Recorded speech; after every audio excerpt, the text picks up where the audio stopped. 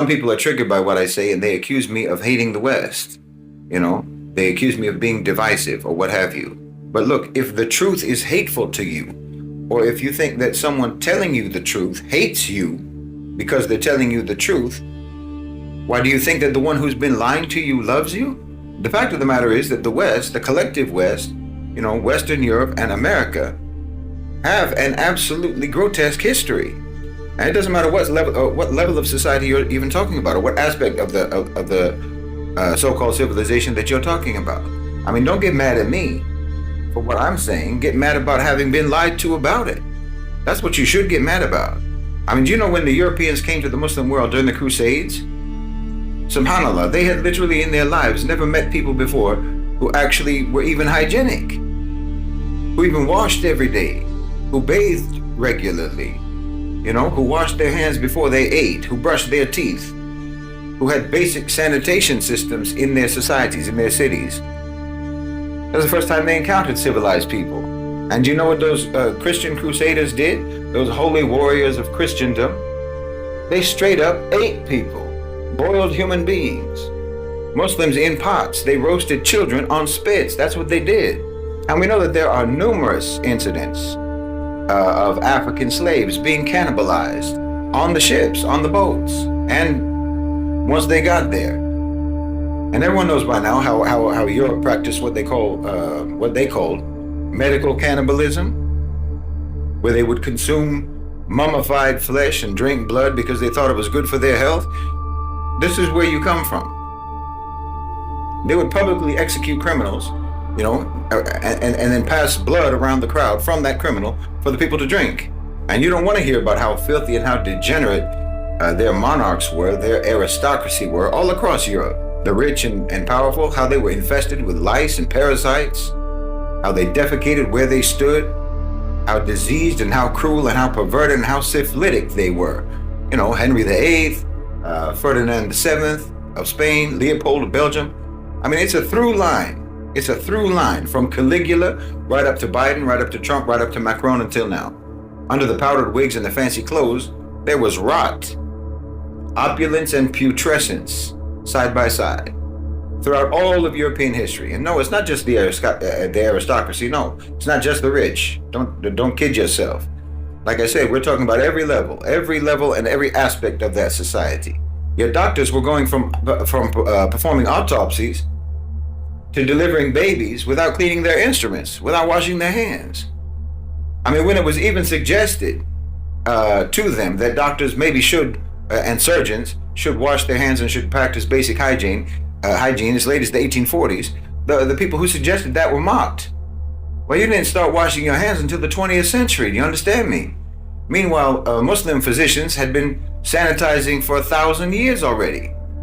In Europe, they would hurl excrement from their windows into the street, literally dumping filth on the people's heads. You had to legislate that to make them stop. You didn't have the basic moral sense and the decency to just not do that. You literally had to be forced by law to stop doing it. The River Thames in London was a moving cesspit. You didn't even build sewers until the 1850s. Meanwhile, Muslims had underground water disposal pipelines for centuries. I'm not saying that you weren't smart enough to do it. I'm saying it wasn't a priority for you. You didn't even think it was important to not have filth in your city. You know that in Paris, in the city of Paris, the morgue used to display bodies behind glass as a sort of a civic attraction. These people are macabre and brutal. This is a macabre and brutal people. I'm telling you, you have to understand the history here. You have to understand the history because it hasn't stopped. Just look at the forced starvation in Gaza, sponsored by the United States of America. Well, this isn't the first time. From the engineered famine against the Irish by the British, the potato famine so-called, to the Germans in East Africa, they starved those people too. They burned their crops, they seized their food. Entire regions were forced into starvation as policy. Same in India in 1943 in Bengal. In Kenya in the 1950s, you had detention camps, you had forced labor, you had torture, you had castration, you had sexual assault, all systematic. You know, France fired nuclear devices in the Algerian desert, and they buried contaminated waste under the sand. As savage as you were to people overseas, you were just as bad to your own. Like I said, In Ireland, you had those mother and baby homes, the Magdalene laundries by the Catholic Church that were nothing but sadistic torture chambers. That operated deep into the 20th century. The State Commission in Ireland counted thousands of child deaths at those facilities. Those laundries were nothing but forced labor camps. Then, of course, you had the eugenics boards that sterilized tens of thousands of people under legal cover in Scandinavia for decades. In the United States, all across the West, this was going on. You had human zoos, lynchings, rape, torture, murder, mutilation, and cannibalism. See, when I talk about this, you're going to feel like I'm talking about some other society. It's going to feel like I'm talking about some other people, some other primitive, backward, savage people. That's how it will sound to you, that I can't possibly be talking about your own people, because these are all things that you accuse everyone else of being.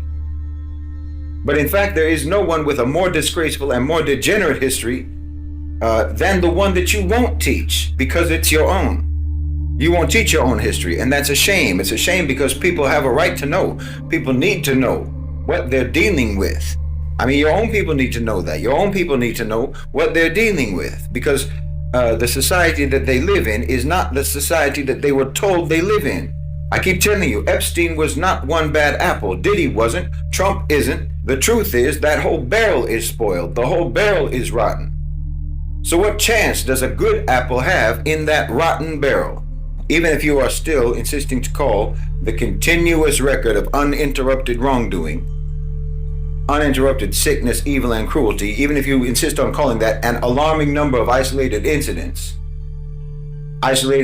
that just keep happening again and again and again at the systemic level, at the institutional level, at the collective level, at the societal level, at the community level, and at the individual level, over and over and over again, without pause, without fail.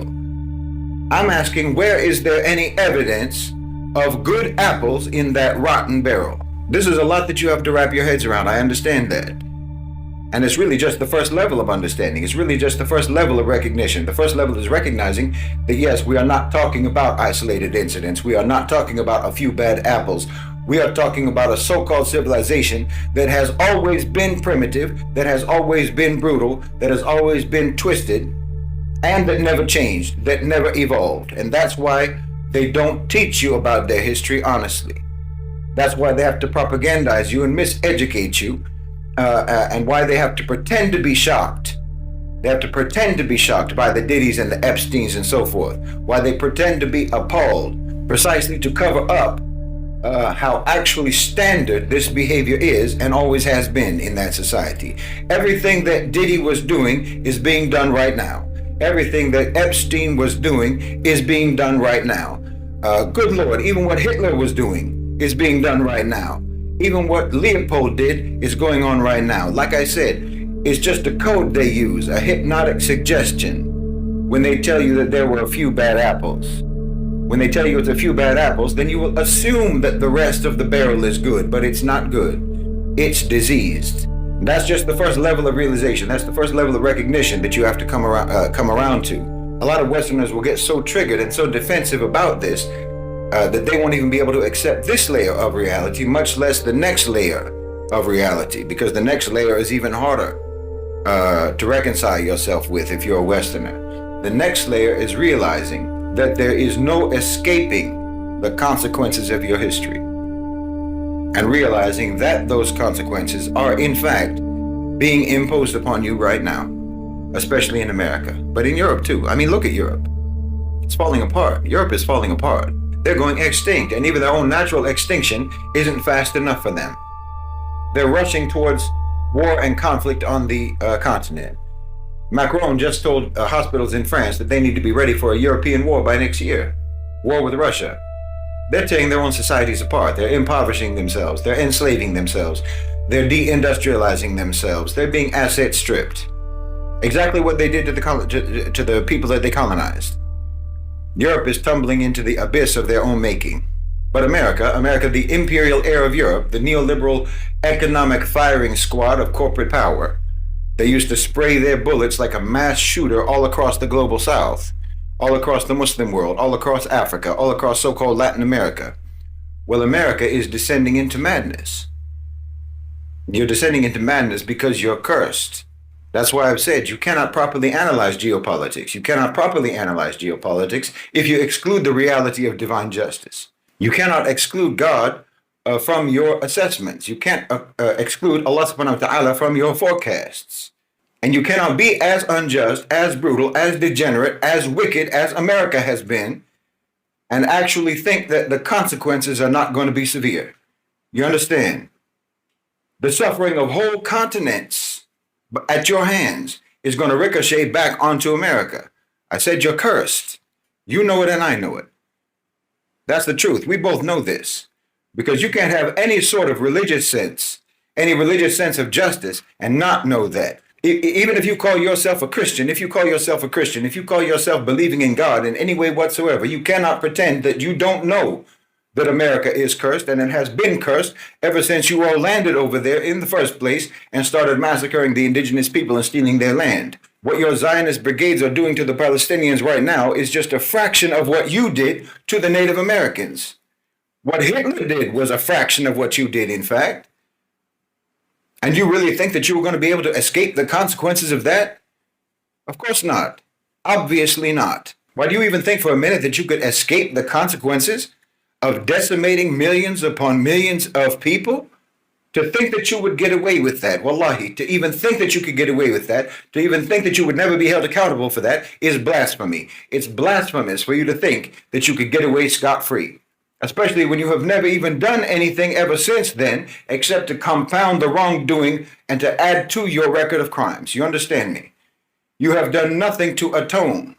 You haven't done anything to atone for what you have done. You and I both know that. Genocide, chattel slavery, rape, torture, lynching, murder, dehumanization, discrimination, segregation, exploitation, subjugation, war all around the world. Why, what sort of a God do you worship that would turn a blind eye to all of that? What kind of a God did you have in mind when you say, God bless America? Because I know you're not talking about the God. I know you're not talking about the creator of the universe. Bless America for what? Bless America for what? If you did what you did and then say, God bless America, that's just another blasphemy. Well, you're taking the Lord's name in vain when you say, God bless America. That's the truth. You can't invoke God to bless what he has prohibited. You can't invoke God to bless what he punishes, to bless what causes his wrath. You have been worshiping someone else entirely, something else entirely. You have taken a whole other being as your God. If you actually think that your actions merit any sort of blessing, no one would bless what you have done as a nation except Iblis. No one would approve of what you have done except for the devil himself. That's why I told you that. And why you need to know. You need to understand this about your society. The West has been worshiping the jinn. They've been worshiping the shayateen ever since prehistory, like I said. And that formed the whole character, the whole ethos of their so-called civilization. You can't properly understand the West if you don't understand that. Honestly, you can't be dismissive about that. And like I said last time, this is in fact exactly why they're almost the only people in the whole world who pretend that the devil doesn't exist. They're almost the only people. They're the only people. The people in the Muslim world, the people in Africa, the people in Latin America, the people in Asia. Everyone knows this is real. Even in places like Russia and China, after decades of state-imposed atheism, most people there even also still accept this reality. Different people in different places call the jinn different things, sure. Demons, ghosts, fairies, spirits, whatever the case may be. But we know the reality. We know the reality of the unseen, but your so-called civilization insists on denying it. Exactly the same way that they deny everything else that's true about reality, that's true about themselves. While their denial is conspicuous in this way, it's a protective, defensive denial. Because no one else is more closely aligned, in fact, and more subservient to the shayateen as much as your society. So that denial is part of what is expected of you. That's part of the cover-up that is expected of you. And that's just par for the course with you, because anyway, you cover up everything already as it is. Now listen, again, I'm not attacking you. Understand me. Please understand me. If your house is on fire and I come to tell you that your house is burning and you need to get out, are you going to get defensive because you think I'm insulting your house? Use your mind. There's a poison gas leak in your building, and your building manager is trying to tell you that everything is fine, and I'm trying to tell you that it's going to kill you. You tell me which one of us, me or that manager, cares more about you and more about your welfare and your well-being. Don't get mad at me. Well, I think that the gas has already gotten to your brain if you can't think straight enough to know that I'm trying to tell you something for your own good. Look, I'm telling you, there is no way to escape the consequences. Okay, I didn't do this to you. Your ancestors did this to you. Your own ancestors did this to you. Your ancestors and your leaders today, your media today, your schools today. Like I said, recognizing and acknowledging the reality of what your ancestors really did and what they really were, and yes, who they really worshiped, understanding that is just the first layer. And as soon as someone accepts this reality, that layer, they just accept that. Then they'll jump immediately to, well, how do we make a change? I'm not like my ancestors. Isn't that good enough? How do we make a change so that we can avoid these negative consequences? Because they haven't accepted that second layer, that most important second layer, which is that the consequences cannot be avoided, cannot be evaded, cannot be resisted, and cannot be defied. The punishment is already underway in America. And like I said, at least one element of that punishment is madness. The society is being driven into madness, just like the syphilitic monarchs of your history. I don't even mean this metaphorically. No, I'm talking quite literally. The society is going insane. I mean, look at any old film clip. I don't mean old Hollywood movies. I don't mean that. I mean, like, look at old interviews, old footage of people talking like in, say, the early 1900s, for example. Listen to them. Listen to how they talk. Listen to the clarity and listen to the sobriety of their voices and their facial expressions. Now open TikTok. Open Instagram. Well, if you took someone from 2025 and you send them back to 1925, no matter what they were talking about, everyone would think that they are drunk. Everyone would think that these were mad people, unhinged, unstable, volatile, wild people. Even 50 years ago, they would have that impression. Do you know that according to the previous mental health standards, at least half of the American public today, at least half would be diagnosed as mentally having a mental illness or psychological disorder. And I mean, even according to the modern standards, it's not far from that.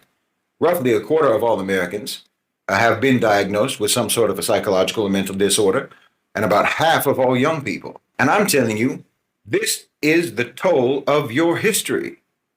That's what this is. This is the devil taking his due. Don't you know your own folklore? Don't you know about the devil taking payment in the form of your progeny? Those stories don't come out of nowhere. It's the story of your so-called civilization. Your ancestors sold you out for the sake of pomp and splendor in their day. They sold you out so they could sip their mint julep tea on the veranda of some great plantation house in the American South, while human beings were being whipped and being raped and being treated like animals. They sold you out so that they could have their steal their land and have their homesteads and their farms and their ranches soaked in the blood of Native Americans. They sold you out so that they could have the minerals and the oil and the gas and the gold and the diamonds from all around the world, from all around the global South, when colonized people were the ones digging those resources out of the earth for them, and then they themselves got buried in those same holes. That was the bargain. That was the deal that your ancestors made. You know, everyone thinks or everyone says that America was built on stolen land by stolen labor. Yes, but I'm telling you that there's no such thing as stolen land. There's no such thing as stolen labor. There's only borrowed land. There's borrowed labor, and eventually you're going to have to pay for it. And your payment is coming due. There's no fix. Because when you think about trying to fix things, what you really mean is trying to figure out how to put off the inevitable consequences, and that's not going to happen. You can forget about that. You can't vote your way out. You can't policy your way out. You can't march or protest your way out. You can't virtue signal your way out. You can't even reparations your way out. The bill is due, and payment will be taken one way or another. And as I say, payment is already being taken right now. I'm telling you, the fate of America is sealed. And it was sealed over 400 years ago. You're just now reaching the end of that contract. You know, I said some time ago that Trump was actually hated in America and Europe during his first administration, everyone knows. But he was actually popular in the global South. Around the rest of the world, People liked Trump. Arabs liked him, Asians, Africans, South Americans generally. Generally speaking, he was actually popular with the countries in the global South. Even China likes him, despite the performative rivalry. And I'll tell you why. Because we all recognize that he is the embodiment of the devil's due. Trump being appointed over the United States signaled to the rest of us the end of American empire. Now, don't blame him for that. Like I said, it isn't happening because of Trump. Trump just proves that it's happening. Trump is just a big orange final notice for payment due. That's what he is. And he's overseeing the dismantling of the American-centric world order. The walls are closing around America.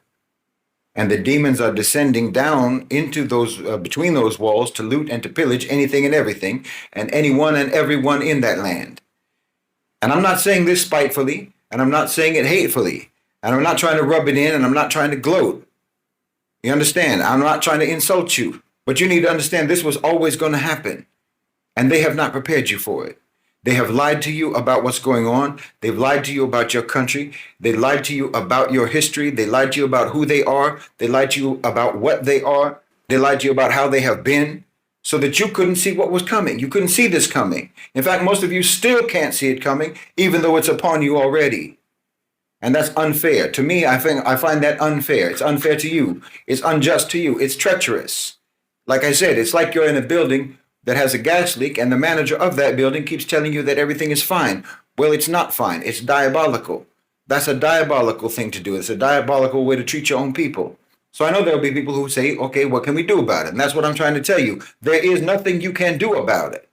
There is nothing you can do about it. You have to understand that what is happening is irreversible, and you need to make a way for yourself. Your inheritance is a running tab across the centuries, and the collectors are not sentimental at all. They will take payment in the most precious of currencies. They'll take payment in the form of your sanity, of your family, of your future, of your children. Your society is sliding into delirium, and you can see it in their eyes. You can see it, you can hear it in their voices. You can recognize it in their ranting and in their deceit. Their perpetual condition of chronic dishonesty. You can see they're losing their minds. So what do? You need to refuse the rituals that confirm you as a part of that bargain, because that's what they are. They're rituals. You're tithing to the idols of empire, and you're subscribing to the creed of empire, profit without conscience, public discourse without truth, pleasure without responsibility, loyalty without justice. You know, at Middle Nation, we talk about epistemological sovereignty.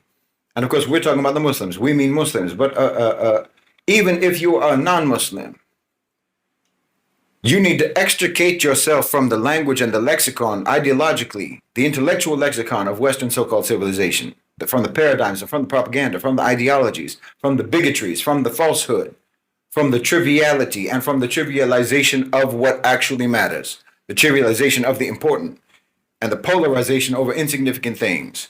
Performative morality as a smokescreen for actually operative immorality.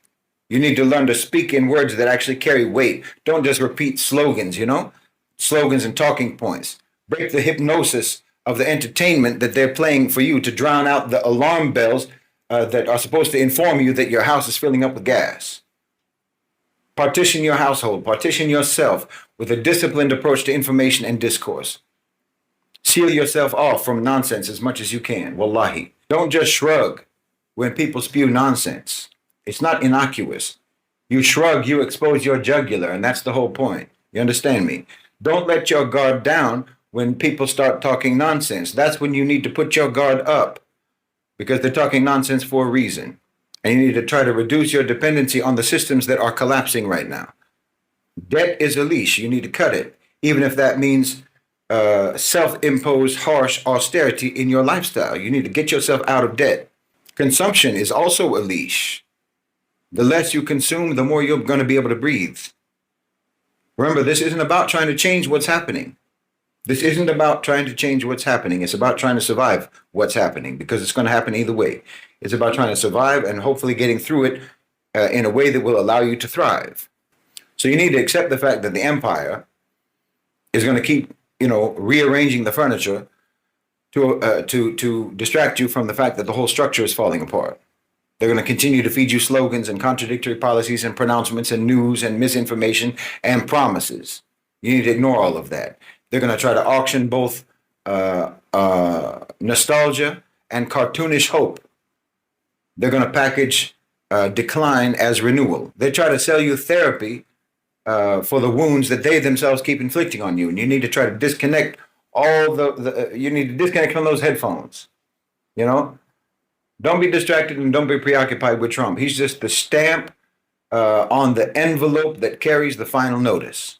You don't have to like him or hate him in order to read what that notice says. The message is quite simple. The American-centric world order is closing its books. It's closing out its accounts. And most of the world has already adjusted to this reality. Most people in the world are already prepared for the life after that. They have new partnerships. They have new circuits of capital. They have new corridors of trade. Your leaders hid this update from you by MAGA spamming you. So now you have to prepare yourself without them. Like I say, no one is on your side. So prepare. Don't panic. Prepare. Try to learn a craft, for example, that produces value independent of the centralized system. Grow something edible. Fix something broken. Keep modest reserves for yourself in food, water, essential goods, and so forth, essential tools, and share them on a reciprocal community building basis. Try to remove all theatrics and performance from your life, from your behavior, from your personality. Try to rotate yourself away from device screens and towards studies, away from algorithms towards actual people, away from outrage towards service. These are very old instructions, and they work before empires rose and they work after empires fall. If your convenience rests on someone else's pain, then you need to become comfortable with inconvenience. You need to guard your mind. Your culture markets derangement as liberation. You need to protect your children's innocence the same way that you would protect their lungs in a house full of poison gas. Don't outsource the formation of your children's character and their personalities and their minds. Don't outsource that to their iPads and their devices. Because remember, the devil will take your children as payment for your ancestors' debt if you allow your children to be currency. So protect your family. Gather your own people. Gather your people. Choose a small circle and formalize mutual obligations. Write them down. Share meals, share costs, share childcare, share transport, share learning. When supply lines snap, and they will, those bonds will hold. They'll also keep you human in a time that drains people of their humanity. And if you're Muslim, and really even if you're not Muslim, because this truly is essential, turn your face to Allah subhanahu wa ta'ala. Pray for the courage to pay what you owe in repentance. Pay what you owe in repentance before it's taken in punishment. And pray for the rulers, even the ones that you resent. Pray that they will be saved from doing harm and from being harmed. And that Allah subhanahu wa ta'ala will use them as instruments of justice, even despite themselves. Pray for the oppressed, at home and abroad. Pray that they will be given relief, that they'll be given dignity, and that they'll be given victory without corruption. Don't confuse patience with passivity. Endurance is a weapon.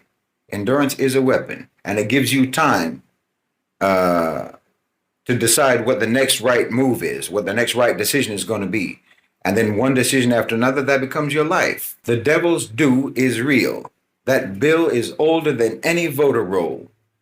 It's thicker than any law book. Your ancestors opened the account with conquest and with cruelty, and every generation has added line items: wars, theft, deception, degradation, and so forth. And the compounding interest on that debt became your culture. You are both unfortunate enough and blessed enough to be alive at the moment of reckoning.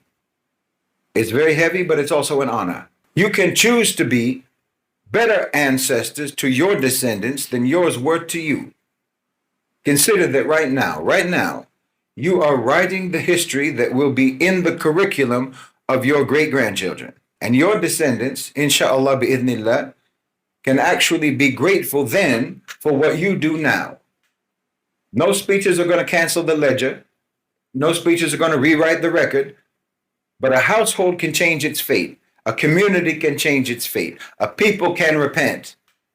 And they can rise. And they can live as witnesses and custodians. answerable to God, mindful of the consequences of their actions, the reality of consequences of their actions. They can be stubbornly decent in an age of indecency and ruin. So audit your income for injustice, audit your habits for self-destructive tendencies, keep your eyes open, keep your tongue truthful, keep your mind sharp, and keep your hands productive.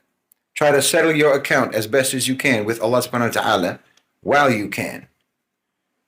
And protect the people who have been entrusted to you and try to build a way for them to live when this old order finally does collapse completely upon itself.